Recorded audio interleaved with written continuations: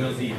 Es para mí un honor abrir esta sesión de nuestras jornadas académicas de los viernes que desde el 2004 iniciaron y ya van en su 26ª edición. Hoy abrimos con alguien muy especial esta serie de jornadas que nos acompañarán hasta terminar este año. Recuerden que son 8 sesiones en donde tendremos invitados, por supuesto profesores muy cercanos a nosotros y profesores muy cercanos que vienen desde París, por ejemplo. Les anticipo, vamos a traer al profesor Foucault y que nos acompañarán. El doctor Eugenio Ferro Rodríguez es egresado del Gimnasio Campestre, yo pienso que el Colegio Marca, es médico de la Universidad del Rosario, psiquiatra de la Universidad del Bosque y epidemiólogo de la Universidad del Rosario. Además es psicoanalista, ya terminando de la Asociación Psicoanalítica Colombiana del Instituto Arturo Lizarazo, que de alguna manera con la International Psychoanalytic Association desde Londres pues ratifica la formación y es el coordinador de investigación del Instituto Colombiano del Sistema Nervioso, esta casa que es su casa y hoy los acoge para iniciar. El profesor Eugenio Ferro nos llevará a lo que él ha llamado depresión, de los genes a la mente y de la mente al ADN. Profesor Ferro. Muchas gracias, doctor García, y gracias a las directivas del Instituto por invitarme de nuevo a este espacio que, vuelvo y digo, me siento muy honrado de compartir con pues, grandes profesores que han estado en este mismo sitio.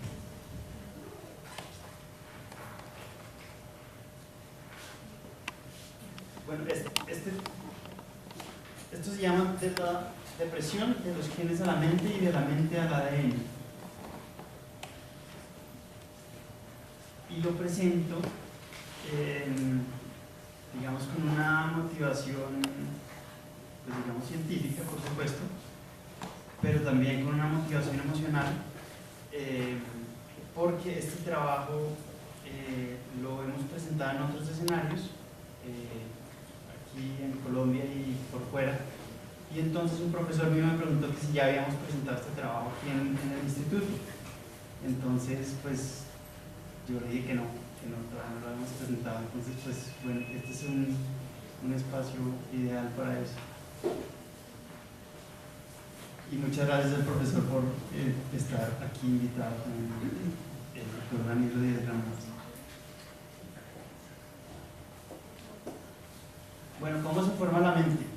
Digamos que desde la teoría clásica psicoanalítica, la teoría freudiana, el niño, inicialmente el bebé es ello, principalmente inconsciente, y regido por el proceso primario, por el principio del placer. Y poco a poco, a través de la frustración, de la no satisfacción, va entendiendo que no es solo él, que el mundo, digamos, que tiene otros, se empieza a dividir de la mamá, entonces el ello ya no es solo ello, sino que empieza a convertirse en yo, y luego en super yo, y ya empieza a regirse más por el principio de realidad y por el proceso secundario. No me quiero referir mucho en esto. También la teoría bioniana del modelo continente-contenido. El bebé tiene un aparato de percepción que experimenta cosas emocionales, impresiones sensoriales, y tiene que desarrollar un aparato para pensar pensamientos. ¿Cómo lo desarrolla? También básicamente a través de la frustración. Entonces el bebé llora, tiene unos elementos beta que se llama avión, que es básicamente tener temor a la aniquilación, a morir, a desaparecer, y esto lo pone en la mamá, que es el continente de ese contenido que le proporciona el bebé, tiene que recibir eso, traducirlo, metabolizarlo y devolverse. Y entonces así es que se va formando la mente de ese ser humano en la relación. Entonces aquí ya tenemos una cosa un poco más relacionada con el entorno, no solo lo intrapsíquico del bebé, en relación con un entorno, sino también muy importante el entorno. ¿Cómo es el entorno? ¿Cómo es la mamá? Winnicott, que le dio muchísimo más importancia a esto, decía, no hay tal cosa como un bebé, porque le daba mucha importancia a que es una unidad, madre-bebé, solo una cosa. Entonces, una madre suficientemente buena con el holding y el handling, que es como básicamente muy parecido al concepto del continente de Bion, es decir, que tiene que recibir a ese bebé y todas sus emociones y todas sus ansiedades, pero también tiene que frustrarlo para que poco a poco ese bebé, de su realidad psíquica interna, va tomando contacto con la realidad externa a través del espacio transicional.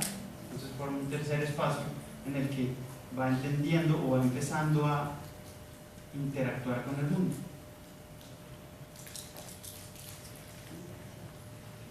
Entonces, una cosa rápida, un resumen rápido desde lo intrapsíquico a lo ambiental.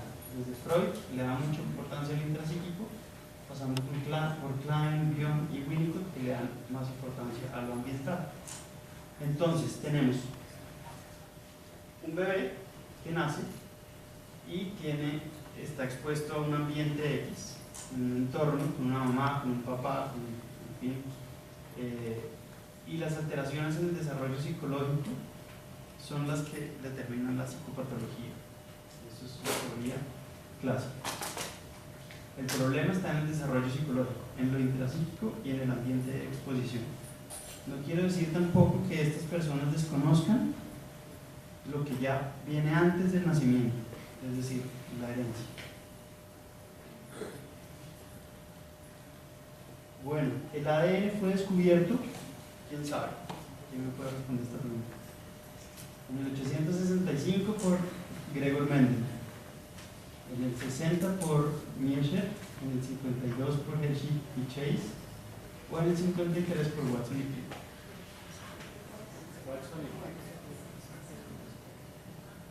¿Seguros? Vamos en 50-50.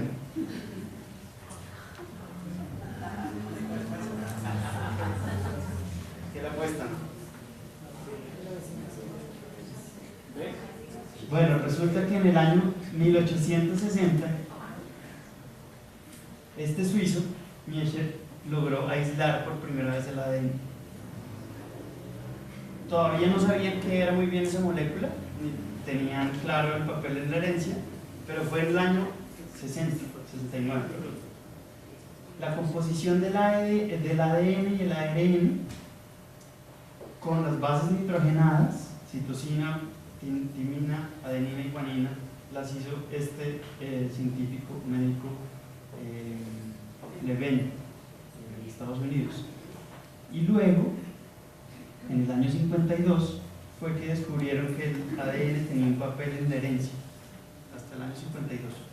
Posteriormente, un año más tarde, bueno, ellos ya venían trabajando bastante tiempo en la Universidad de Cambridge.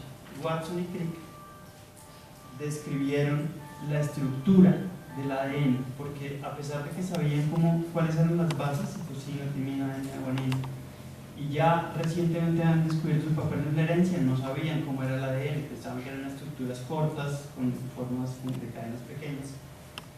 Pero a Watson y Crick en el año 62, 9 años más tarde, les dieron el premio Nobel justamente por describir la estructura del ADN, de la doble hélice. Esto, digamos que ese premio Nobel tiene también sus discusiones, porque es indiscutible el papel que ellos jugaron ahí, pero tomaron mucho del trabajo de otras personas que hacían cristalografía y fotografiaban el ADN. Entonces ese premio Nobel, digamos que dicen que debió de haber sido más compartido. Bueno, entonces tenemos aquí una célula con el núcleo. En el núcleo están los cromosomas. Los cromosomas son básicamente un enrollamiento, superenrollamiento de esta doble hélice de ADN. Se empieza a enrollar.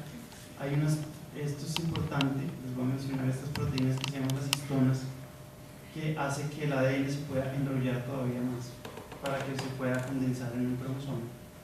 Entonces, el ADN tiene estas bases nitrogenadas, las bases nitrogenadas están en el centro, y la adenina siempre se enlaza con la timina, y la guanina siempre con la citosina. Y el esqueleto externo está formado por un azúcar y un fosfato, que es la desoxirribosa, a los dos lados. En el genoma humano hay aproximadamente 3.200 pares de bases de ADN en el haploide, es decir, tenemos 23 cromosomas en pares, es decir, tenemos 46. Entonces, de los 23 cromosomas hay 3.200 millones de pares de bases. Y eso determina aproximadamente entre 20.000 y 25.000 genes. El ADN se convierte en ARN y se convierte luego en proteínas. Eso es como la forma como se transmite la información biológica en los seres humanos y pues en general en todos los seres que tengan ADN. No todos los seres vivos tienen ADN, pero esto es como fluye la información genética biológica. Entonces, la transcripción, el ADN hace que se sintetice una molécula de ARN mensajero. Entonces, en el núcleo, el ARN mensajero va luego al citoplasma para que se traduzcan esos pares de bases, adenina, guanina, se traduzcan en aminoácidos. Y los aminoácidos pues forman las proteínas. Así es básicamente como estamos conformados. Entonces, lo llaman el dogma central de la genética molecular. Que fluye así, que fluye de aquí hacia allá, lo que primero pensábamos. Ahora sabemos que no solo fluye así. Hay moléculas de ARN que hacen este paso al contrario, pueden sintetizar ADN a partir de ARN, pero bueno, eso no sucede en los humanos, hasta ahora que sepamos. Entonces, de los genes a la mente, el ambiente, habíamos visto que el problema del desarrollo psicológico está en el ambiente. Entonces, estos son conclusiones de estudios en gemelos monocigóticos que pues tienen exactamente la misma información genética, son monocigóticos, son gemelos idénticos y son separados al nacimiento. Entonces crecen en dos ambientes diferentes. Entonces uno diría, bueno, si es el ambiente lo que enferma, uno de ellos por lo menos tiene que estar sano. Y resulta que la heredabilidad se conserva en una medida del 60 al 80%, se conserva es la heredabilidad de la esquizofrenia y el trastorno bipolar. Un poco más para la esquizofrenia, ahorita les muestro más los riesgos. Pero entonces, ¿esto que nos lleva a concluir? El ambiente de exposición no es el único factor. ¿Qué vemos ahí? Pues está la carga genética, el ADN. Entonces uno dice, bueno, dos gemelos monocigóticos, dos gemelos idénticos, tienen la misma información genética y crecen en el mismo ambiente, en el mismo entorno, entonces deberían desarrollar la enfermedad, ¿cierto? Pero no sucede así. No el 100% se enferma. Se conserva la heredabilidad que les guste, del 60 al 80%. Entonces, no solo es el ambiente, no solo es la carga genética, sino que hay algo más.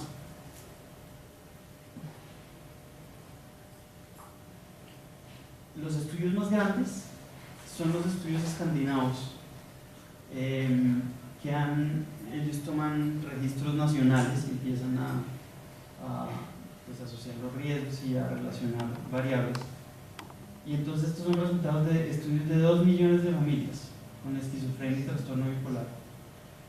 Y concluyen unos riesgos relativos. El riesgo relativo es una medida de probabilidad en epidemiología, en estadística, que lo que dice básicamente es la probabilidad de enfermar.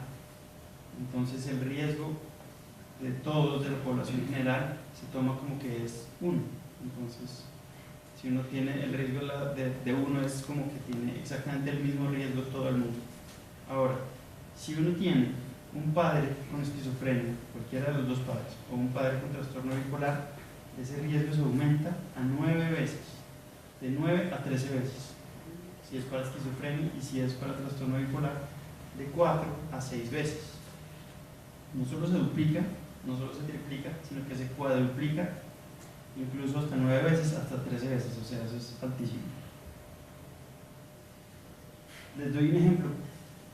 Riesgos de, por ejemplo, de tener infarto y por tener el colesterol elevado, eso está entre 2 y 5. Y la gente toma hipolipemiantes porque de pronto le da un infarto si le encuentran el colesterol alto.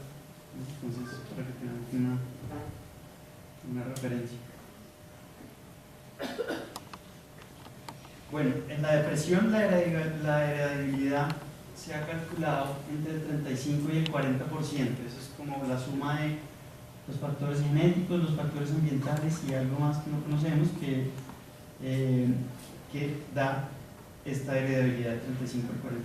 Entonces ya vemos que hay algo más, sobre todo en la depresión y en otras enfermedades pues, que son multifactoriales, pero pues esta conferencia es específicamente de depresión. Esto es Freud en el año 1896. Al lado de los individuos enfermos hay en estas familias personas que permanecen sanas. Y la teoría de la herencia disimilar no nos dice por qué estas últimas soportan la misma carga hereditaria sin sucumbir a ella. Entonces, esto no es nuevo, ya Freud lo había visto claramente, lo había escrito. Bueno, entonces, ¿qué tenemos hasta acá? El desarrollo de la mente se da por una carga genética. Cuando les hablo de carga genética, les voy a hablar siempre de ADN, secuencias de ADN. Que en la exposición postnatal tiene unos factores físicos, psicológicos, sociales, la relación con nosotros, que hace que se forme o se desarrolle la mente con unos esquemas o con unos rasgos de personalidad o con unas fortalezas yoicas, en fin, eso es lo que se hace que la mente sea de una forma o de otra, lo genético, lo ambiental, incluso. El desarrollo de la enfermedad. Entonces, no todo el mundo tiene el mismo riesgo de enfermar. Hay unas personas que tienen más susceptibilidad que otras. Y eso está determinado por la carga genética, es decir, de nuevo les repito, la secuencia de ADN que tengan, los esquemas mentales o su desarrollo, su conformación psicológica, y esa persona puede que nunca en su vida sea sometida a estrés y no se enferma nunca, pero si tiene un estímulo estresante lo suficientemente importante como para romper el equilibrio, se enferma. Entonces el desenlace del trastorno maquinal. Ahora, cuando les hablaba de la carga genética, les quiero hablar específicamente de esto porque esto ya está estudiado y ya está comprobado. Sí hay unas variantes genéticas que tienen relación con el aumento del riesgo a enfermar de depresión, y eso está ubicado en el sistema, en genes que determinan proteínas del sistema serotoninérgico, y en el otro sistema que es el sistema del BDNF, el sistema del factor neurotrófico cerebral. Esto ya se sabe. Hay unas variantes, unos polimorfismos en el gen de la serotonina y en el gen del BDNF que hace que las personas tengan más susceptibilidad de enfermar de depresión. Hay otros genes candidatos, pero hay controversias en los otros genes. Estos están ya, digamos que con mucho más comprobación y evidencia científica. Sabemos que estos determinan mayor riesgo de depresión. Ahora, que una persona tenga esta secuencia, estos polimorfismos, no necesariamente, como lo vimos antes, quiere decir que va a tener depresión. Depende de cómo se desarrolle, depende del ambiente en el que crezca, depende de los estímulos a los que se somete. Bueno, el retorno de lo reprimido. Esto es un artículo de qué tema creen ustedes. Los psicoanalistas que me digan.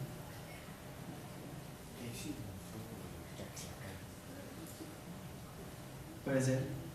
Aquí dicen de Lacan. De Freud. Sí. ¿Sí? ¿Están de acuerdo? Pues no.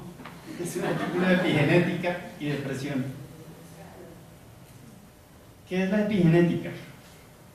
El mecanismo potencial por el cual los estímulos adversos resultan en cambios en la expresión génica a largo plazo. Y es epigenética, no genética, porque la secuencia de ADN se mantiene intacta. Entonces no son estas secuencias las que varían. La persona que tiene modificaciones epigenéticas puede no tener estas secuencias y sí tener más susceptibilidad de tener depresión. Volvemos a Freud, ahora sí por el retorno de lo reprimido. Esto es sobre las primeras aportaciones en la teoría de las neurosis. Decía, en el año 1896, su estado histérico es una prolongada consecuencia de una emoción pretérita. Pero por otro lado, hemos introducido en la etiología de la histeria un factor que el enfermo no menciona nunca y solo a disgusto acepta: la disposición hereditaria. De nuevo, ya Freud había visto esto. En la teoría freudiana tenemos un factor de la herencia, en la teoría de la neurosis, un factor en el individuo de herencia que en la infancia se somete o es expuesto a una situación traumática. Situación traumática es una cosa que no puede elaborar en el momento de vida en el que está, y entonces eso hace que reprima la situación, reprima el recuerdo, el afecto penoso o intolerable, y eso se queda ahí, todavía no se enferma. Cuando se enferma es en etapas posteriores, en la adolescencia, cuando algún recuerdo hace que vuelva a esa situación traumática, o lo digo al revés, alguna situación hace que vuelva el recuerdo traumático de la infancia, y eso es lo que le enferma. Y quiero hacerles aquí un señalamiento de que justamente esto es lo que trata la epigenética. Lo reprimido no solo queda en lo profundo del inconsciente, sino también en lo profundo de la célula, en el ADN. La epigenética es el silenciamiento, bueno, no solo el silenciamiento, también puede haber, digamos, es una modulación porque pueden activarse unos genes también, pero sobre todo que no se expresan unos genes que deberían expresarse, o no que deberían expresarse porque estos mecanismos también ocurren en, por ejemplo, el crecimiento y la diferenciación celular. Todas las células tienen el mismo ADN, pero no todas las células lo expresan los mismos genes, y eso se hace a partir de procesos epigenéticos. ¿Qué es lo epigenético? Lo epigenético no es la interacción ambiente-gen, no. Es cómo los genes intervienen para que otros genes se regulen. Eso es lo epigenético. Hay digamos que una mala concepción de la epigenética, que es creer que el ambiente modifica los genes. No es eso, la epigenética es genes sobre otros genes. Entonces, los mecanismos, ¿cuáles son? Son mecanismos pues básicamente químicos moleculares de metilación del ADN, de modificación de histonas, las histonas que les mostré en la célula para que se pueda enrollar el ADN, y con ARN no codificante. Hay otros mecanismos, ¿sí? Pero no son los primordiales, estos son los más importantes. Entonces, la modificación de histonas, entonces si una histona hace que se enrolle el ADN, pues entonces no se puede transcribir, no puede salir de ahí un ARN mensajero que produzca proteínas luego. Y aquí está la metilación. Esto es una molécula de citosina, ¿cierto? Y aquí está la citosina pero metilada. Entonces, estos cambios epigenéticos sí hacen que se aumente el riesgo de depresión. ¿Cuáles? Esto es un modelo animal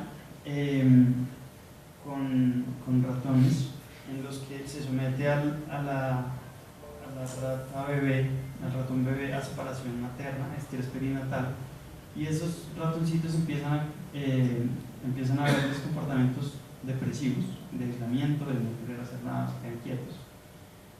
Y entonces les miden las proteínas. Esto todavía no es genética, es el fenotipo. Les miden las proteínas y encuentran que el BDNF está disminuido. Y ahora sí van al ADN y encuentran que hay metilación del ADN, que les mostré en la diapositiva anterior, y también modificación de histonas en las regiones promotoras del BDNF.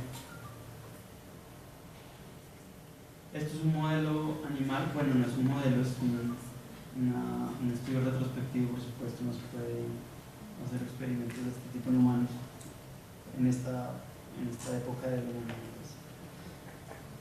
Exposición perinatal, entonces tenemos una exposición prenatal, a cigarrillo, madre con depresión, violencia paterna o situaciones de guerra. Y esos niños tienen alteraciones en la metilación del gen del BDNF, esto es gen, de nuevo, del BDNF, del receptor de glucocorticoides y del transportador de serotonina. Todos estos genes y sus proteínas han sido relacionadas con la fisiopatología de la depresión. En personas que se suicidan les hacen autopsia y estudian el cerebro post-mortem. Estas personas que se suicidan que tienen antecedentes de abuso en la infancia. Es importante esto, porque no es solo el hecho del suicidio, sino del antecedente, por lo que les estaba diciendo de la epigenética y la regulación de cosas que suceden ahora, pero se van a expresar en el futuro, como lo decía Freud. El trauma está en la infancia, pero se expresa en la enfermedad en la adolescencia o en la adultez. Aquí sucede lo mismo. El trauma está en la infancia, la metilación ocurre en la infancia, pero la enfermedad se presenta en la adultez. Entonces en estos cerebros se encuentran alteraciones en la metilación del ADN de este gen del receptor de glucocorticoides y de ARN ribosomal. Dos cosas epigenéticas, metilación y ARN ribosomal. Entonces llegamos a lo que nos trae acá, bueno, la motivación, y es este estudio que estamos haciendo. Es un estudio en la Universidad de los Andes en conjunto con el Instituto Colombiano del Sistema Nervioso y las hermanas hospitalarias de la Clínica de la Inmaculada. Es un proyecto, esto hay que presentarlo, cuando uno presenta el proyecto siempre hay que decir el número del proyecto, que está financiado por Conciencia, la convocatoria 712, también financiado por el Instituto y la Clínica de la Inmaculada y la Universidad de los Andes. Es un estudio de casos y controles, se llama estrés percibido y marcadores genéticos y epigenéticos en el trastorno depresivo mayor.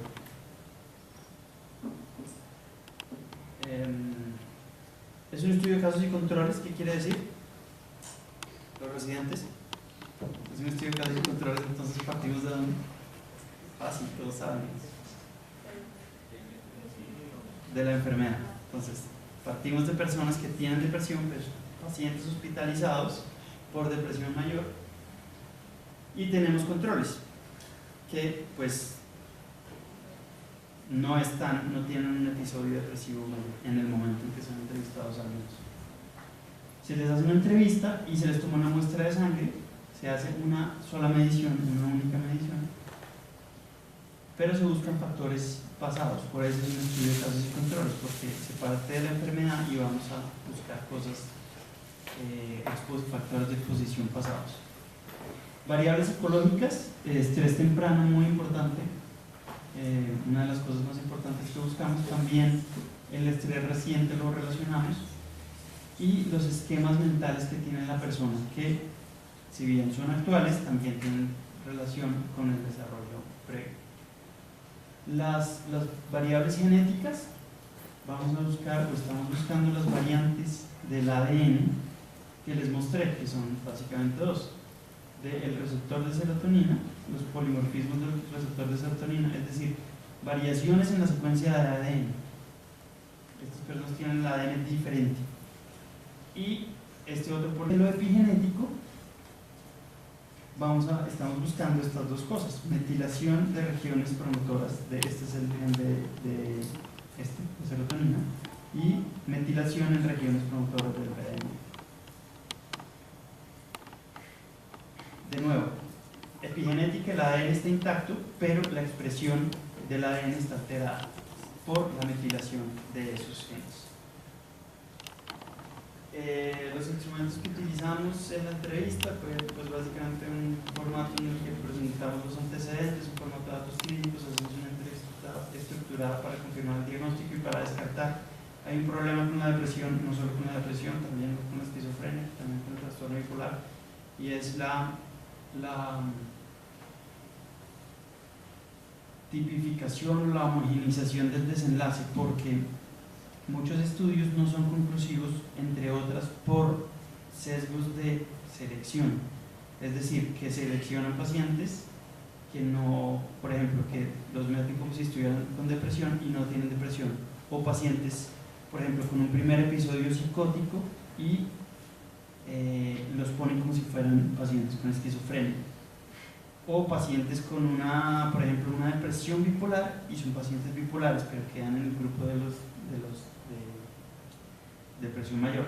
Ahora, también hay una cosa que hay que mencionar acá, y es que no todas las depresiones, es decir, la depresión es un constructo que armamos para denominar un conjunto de síntomas de personas que más o menos se parecen unas a las otras. Entonces estadísticamente se hace una relación de síntomas y se concluye que los síntomas más frecuentes son esos, entonces que estos son los que vamos a poner en el criterio del DSM-5 de depresión mayor. Pero no hay una sola depresión. Si uno ve un paciente, no es igual al otro. Y ahí radica una de las dificultades de la selección de este tipo de estudios, y que nos ha pasado bastante en este estudio. Entonces hay que escoger muy bien los pacientes.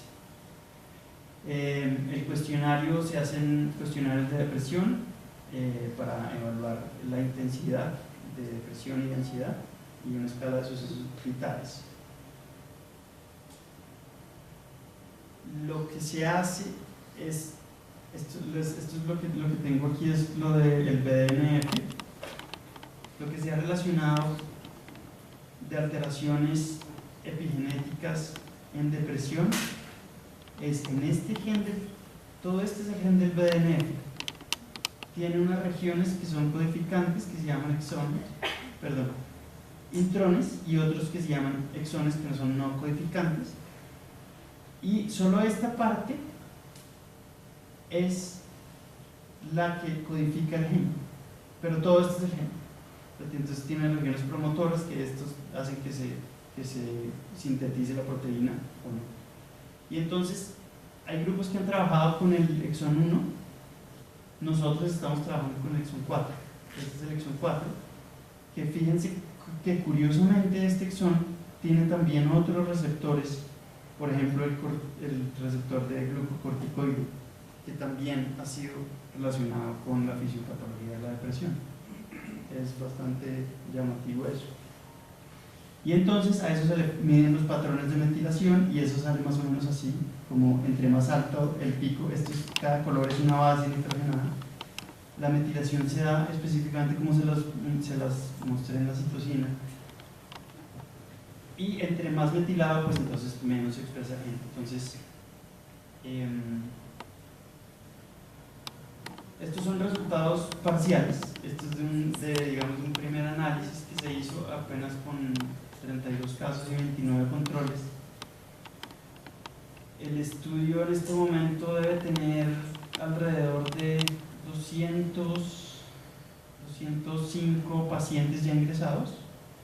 De controles tenemos un poquito menos, estamos buscando controles. Esta es la tabla 1 de cualquier estudio. La tabla 1 de cualquier estudio en general es cuando se describe la población y se dice que es una población relativamente homogénea, que no hay diferencias. Entonces, pues digamos que si se van a hacer intervenciones o cualquier cosa que se vaya a analizar, uno puede partir de esa línea de base, que la población es relativamente homogénea. Lo único en lo que no fue homogéneo, esta población, por supuesto que también de hecho es una de las características de la depresión y del estudio, lo que queríamos también encontrar aquí es esto, que los eventos estresantes en la infancia, sí hay una diferencia estadísticamente significativa, 69% en los casos y 31% en los controles. Bueno, ¿qué es lo que uno espera? ¿No? Que las personas deprimidas tengan más antecedentes de eventos estresantes en la infancia. Entonces digamos que eso también, a pesar de que hay una diferencia, pues nos da tranquilidad en la selección. Estos porcentajes de metilación, este es el porcentaje de metilación que se mide el BDNF, y los que ven con asteriscos son los que tienen diferencias estadísticamente significativas. Estos son diferentes unidades CPG. Esto yo no lo sé explicar muy bien, pero parece que la metilación de la citosina se da específicamente como en unas regiones que le llaman islas de CPG. C, citosina, P, fosfato, G, guanina. Ahí es donde se da la metilación, entonces se da más en unas regiones y las empiezan a dividir de 2 hasta 16 al menos en este examen. La metilación global no tuvo ninguna diferencia entre casos y controles. No hay diferencia estadísticamente significativa, pero sí en algunas islas. Entonces en esta isla, en la 2, en la 6, en la 9, en la 14 y en la 15 y 16. Esto es un índice también de metilación. Entre más rojo, más intenso, más metilado, más clarito, menos metilado. Entonces fíjense, los azules de este lado, aquí abajo, son los casos, es decir, los pacientes con depresión mayor, que tienen, ¿sí ven la diferencia de colores? Claramente estos pacientes, está mucho más ventilado este sector, mucho más rojo intenso.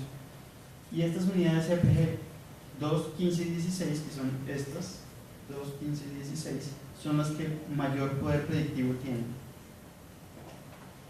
si se compara con los controles. Es decir, los pacientes con depresión, claramente en estas islas, 2, 15 y 16, tienen más metilada la ADN. ¿Cómo vamos? ¿Bien? ¿Sí se ha entendido o no mucho? Los resultados de la exposición al estrés temprano y el porcentaje de metilación. Ahora, fíjense acá. Estos son los controles sin estrés, con estrés. Y estos son los casos sin estrés, con estrés. Aquí encontramos una cosa bien interesante, y es que a pesar de que no están enfermos, son controles, personas sin depresión, los que han reportado estrés en la infancia tienen más metilación. Entre más a la derecha, más metilado. Este es el porcentaje de metilación. Entonces, entre más a la derecha, más metilado. Y aquí sí hay una diferencia estadísticamente significativa.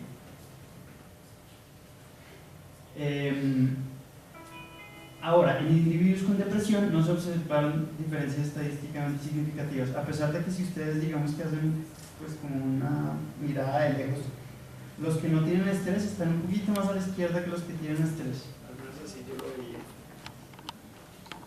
¿Sí se ve eso? Ajá.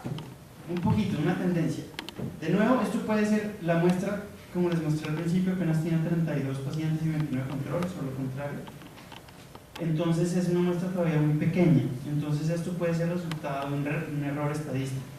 Es un error tipo 2, es decir, todavía no tenemos suficiente poder como para mostrar una diferencia. Entonces, esperemos, ya tenemos 200 pacientes ingresados en el estudio. Entonces, aprovecho para agradecer también a las personas que nos han colaborado como controles en el estudio, que hay algunos que están sentados aquí. Bueno, entonces, ¿qué tenemos hasta ahora?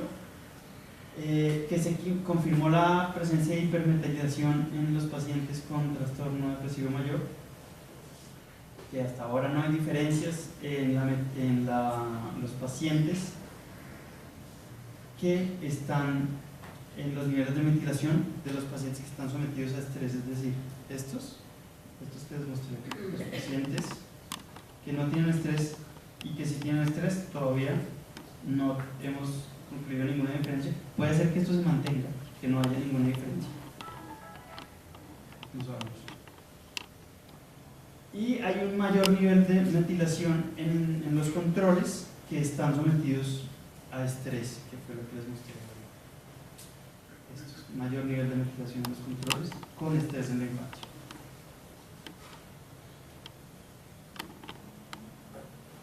La metilación es, bueno, esto es relación de los resultados epigenéticos de metilación con los resultados de las variables psicológicas de esquemas mentales. Hasta ahora no hemos encontrado ninguna relación de eso. Y ya saliendo de lo epigenético, esto es lo genético, la variante que les mostré, que era la variante del BDNF, es decir, alteraciones en la secuencia del BDNF, no hay ninguna asociación hasta ahora. Bueno, eso es lo que tenía para contarles hoy. Muchísimas gracias por la atención.